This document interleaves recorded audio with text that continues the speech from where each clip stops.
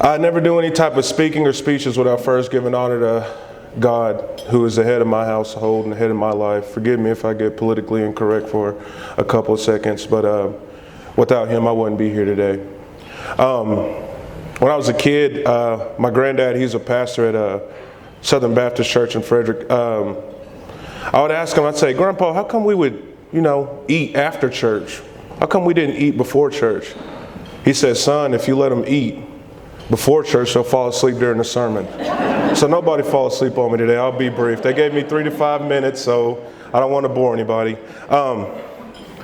Let me start off by first thanking you guys. Thank you guys for first showing up here. Thank you guys for your donation, you donors, man. You guys do so much. Not just with money, because donating is more than just with money. Whenever you see a college student around campus or whenever you see them within the town, you shake their hand and you let them know that you care.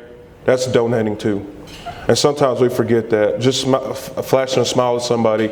And as college students, we really appreciate that. We might not always tell you guys that, but we do appreciate that. So on behalf of all college students, former graduates, whatever, from Northwestern, I'd like to thank you guys personally for my time here in Alva, because it was very great.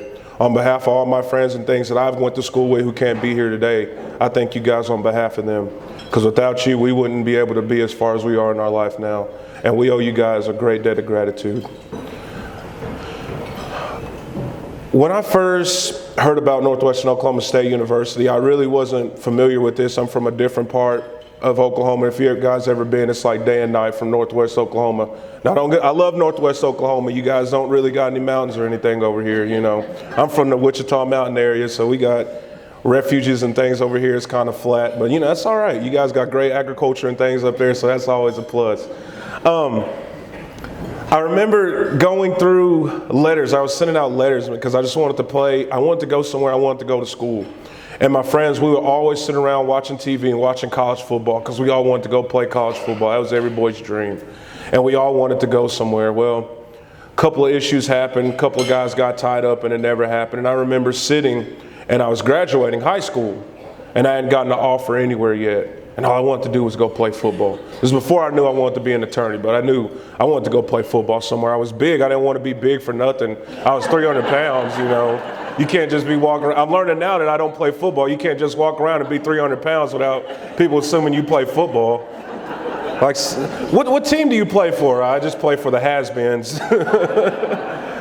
But I remember sitting around, and I was sitting graduating, and I was like, man, where am I going to go to school at? I have no idea where I'm going to go to school at. So I started sending out my letters and my highlight tapes, and I was like, man, where am I going to go?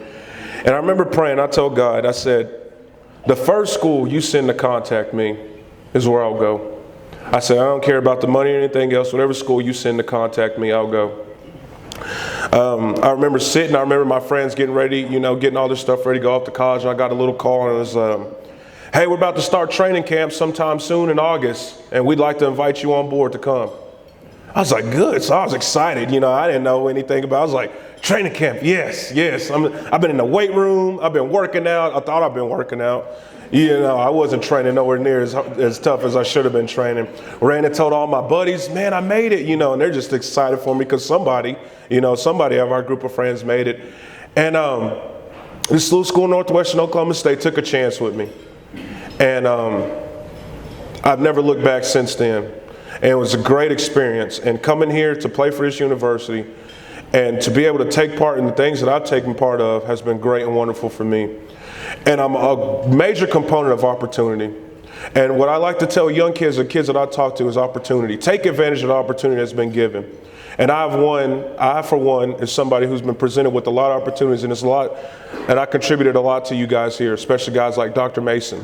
Dr. Mason did take a chance with me, and I'll tell you a funny story about him and I. I took Dr. Mason's class when I first got here as a freshman.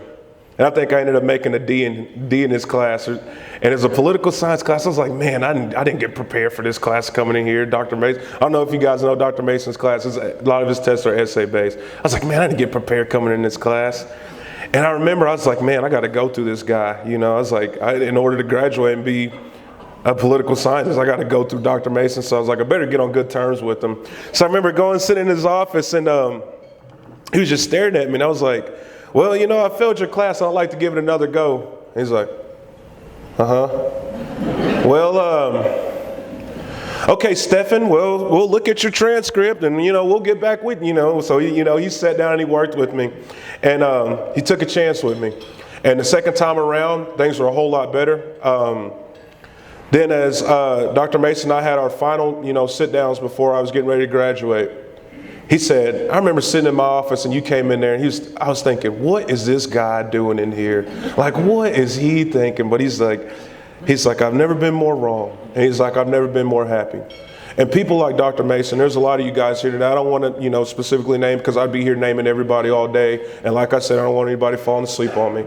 But guys like that who've taken a chance on me and other people here, and a lot of my friends that I came through Northwestern with, we have many stories like this where people in the community and people like you, donors who've taken chances on us. And it's really impacted our lives greatly. And it's really benefited us. And just like Skeeter was saying, in the future, we can come back and we can be the donors and we can be the future of this university to help keep things going and to help keep this university pushing, because it takes everybody from the college students to the future prospects to the old graduates, undergraduates, and everybody. It takes a lot of people to keep this program running as strong and as efficiently as possible. And I'd like to share one more story with you guys before I get out of here. Well, fast forward to when I signed my letter and I get ready to come up here. Like I said, I was training, but not as hard as I thought I'd been training. And I remember getting in my dorm room and my parents walking up, and I was in Ahmed Hall 376. Love Ahmed Hall, had some great times in there. For you guys who, were unfortunate, you had to stay in Coronado. I'm sorry about that. Ahmed Hall is where all the fun stuff happens. I remember being in my dorm and my parents leaving. They shut the door and they went off and they got in the car, and I was sitting there, and this was right before we had our first team meeting, and I was like, well, let me go explore this little town. And I drove by, I was like, oh, they got a McDonald's. I was like, we don't got that in Frederick. So I was like, that was big to me. You guys don't understand. We had a McDonald's. I was like, okay, good. I was like, dollar meal all day. I drove by, we have a Walmart. Oh man, that's all we got back home is Family Dollar. So I was like, I'm so happy. I'm excited. I get on the phone, call my mom. We got a McDonald's and a Walmart here. You won't even believe it. So I remember laying in my room, and my roommate never showed up. I had this roommate, he never showed up. So I was like, man, I already thought I failed at college. I was like, my roommate didn't show up. So I was like, what did I do wrong? So I was like, maybe I shouldn't have messaged them. They send you that little letter out who your roommate is, and you call them and text them. Maybe I shouldn't have texted them. Maybe I should have just waited and see if he was going to show up. Probably scared him away before he got here. And I remember I was like, oh man, I'm just so excited. Get to go to school and play college football, And when I first got here, we were transitioning the program from NAIA to Division II. So I was blessed to be a part of the first Division II class of Rangers who played through here. So that was very special to me. But man, I just remember sitting there and I was like, all right, do the team meeting. I got my little itinerary, my schedule. I had posted up in my room. I was like, all right, meeting today, and I'm excited, and I'm going to be a college football player. 3 days within playing college football, I was calling my mom and my dad, anybody who would answer the phone, begging them to please come get me. Anybody, aunts, uncles, anybody, somebody come get me. It got to the point where my grandpa told, turn your phones off. You see his number, turn it off. Nobody go get him. Leave that boy up there. Let him learn. But it's been a great experience, man, and I wouldn't change it for the world. I was blessed to be able to travel so many places and play on this university. I think one of my most memorable games was going to UTSA, and I just remember it was an experience like no other. I remember getting our bags off the bus and walking past their ball boys. They were getting their equipment pushed in with their ball boys, and we're carrying our equipment on our bags. I was like, this is a whole different level of competition here. And I just remember walking in that stadium and just looking up and seeing all those people, and I was like, you know what, Frederick really wasn't that bad of a place. I don't know what I was running from.